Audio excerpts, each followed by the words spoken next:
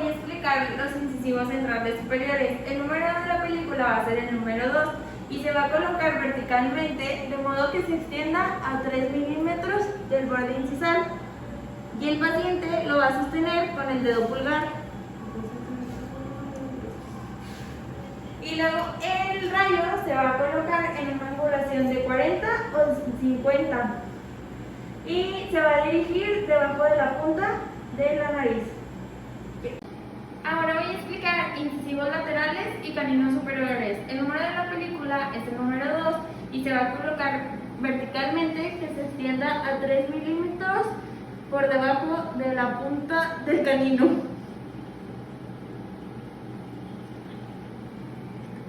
Y el paciente lo va a agarrar con su dedo pulgar.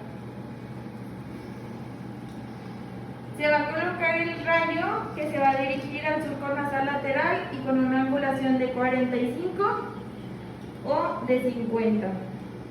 Y ahí.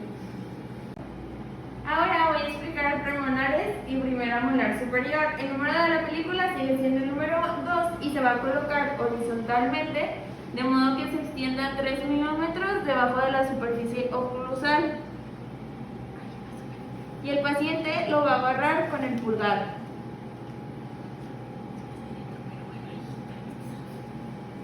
El rayo se va a colocar a una angulación de 30 o de 50 y se dirige a la parte más anterior del hueso cigomático.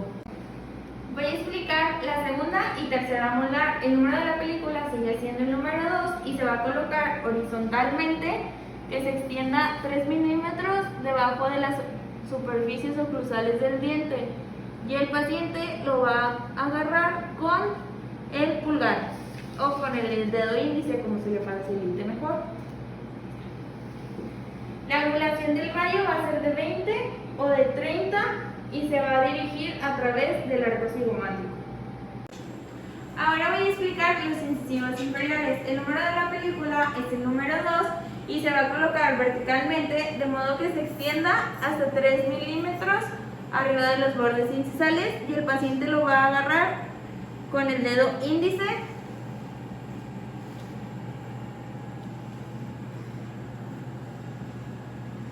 La angulación va a ser de menos 15 o de menos 20.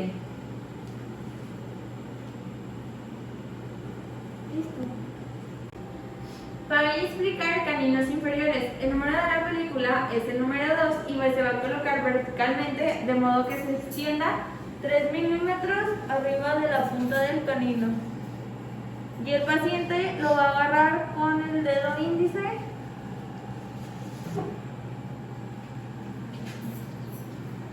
Y la angulación va a ser de 20 o de menos 30.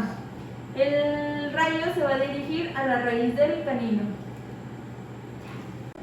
Ahora voy a explicar premolares y primera molar inferior. El número de la película es el número 2 y se va a colocar verticalmente de modo que se extienda 3 milímetros arriba de las superficies oclusales del diente.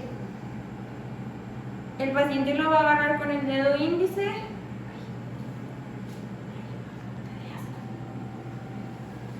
Y la angulación va a ser de menos 15 o menos 10 y se va a dirigir al agujero mentoniano. Voy a explicar segunda y tercera molar inferior. El número de la película es el número 2 y se va a colocar horizontalmente de modo que se extienda 3 milímetros arriba de las superficies oclusales. Y el paciente lo va a agarrar con el dedo índice .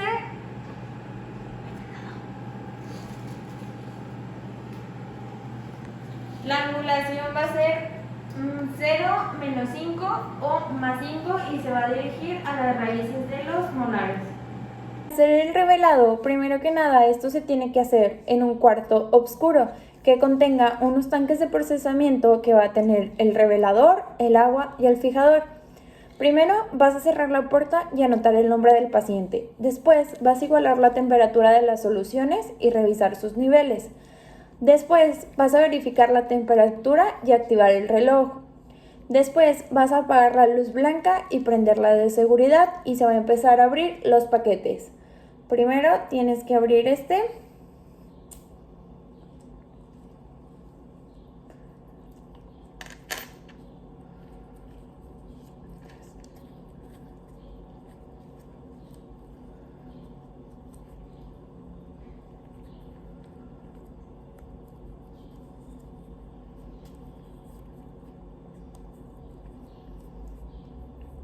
Con los colgadores tienes que tomar la película de un extremo y la vas a retirar. Después, la película la vas a sumergir en el revelador a que cubra súper bien por 30 segundos. Después la tienes que enjuagar por 20 segundos en el baño de agua.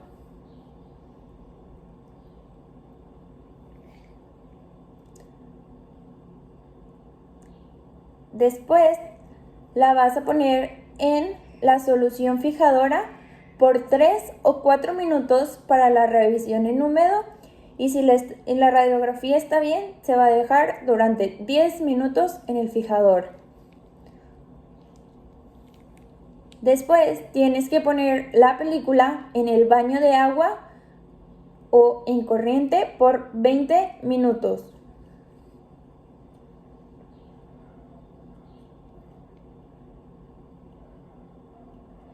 Y después tienes que secar la película en los colgadores y ya va a estar lista para que la puedan observar. Tiene un aspecto gris uniforme debido a bajo contraste. Puede deberse a filtraciones de luz en el cuarto oscuro.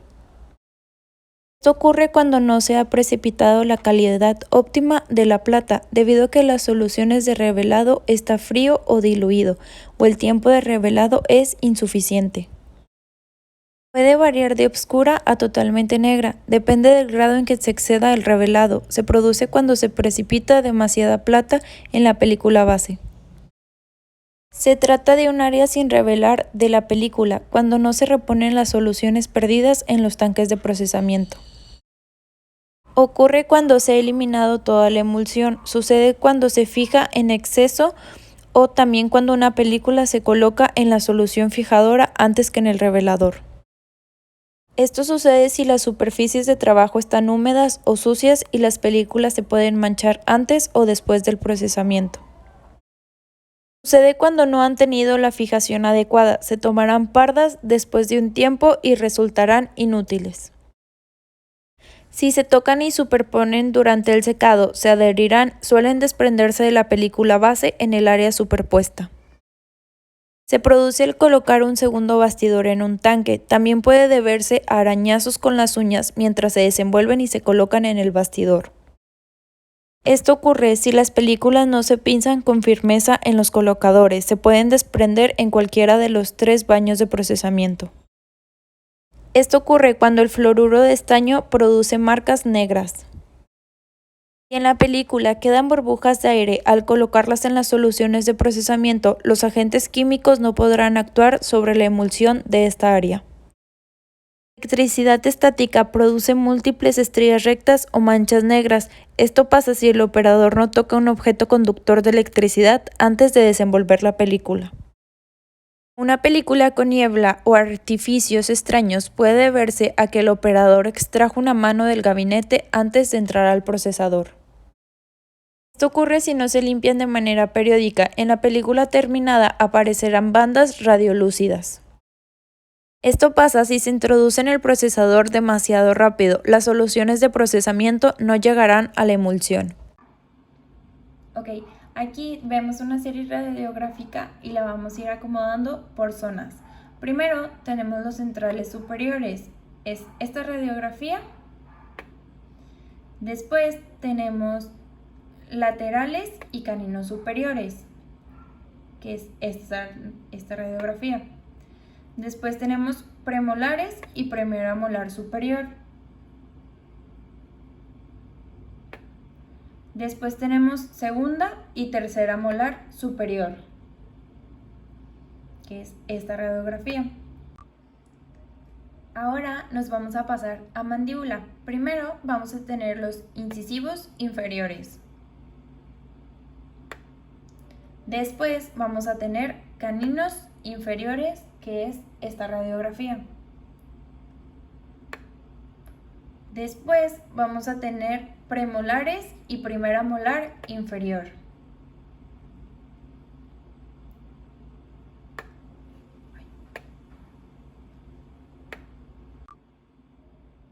Ahora vamos a colocar segunda y tercera molar inferior. Ok, aquí podemos ver las zonas y las estructuras que se pueden apreciar en estas radiografías. Primero tenemos los incisivos centrales superiores.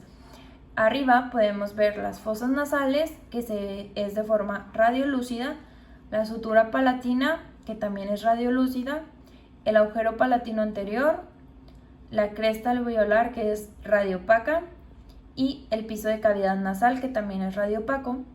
Vemos el tabique nasal y la espina nasal anterior radiopaca.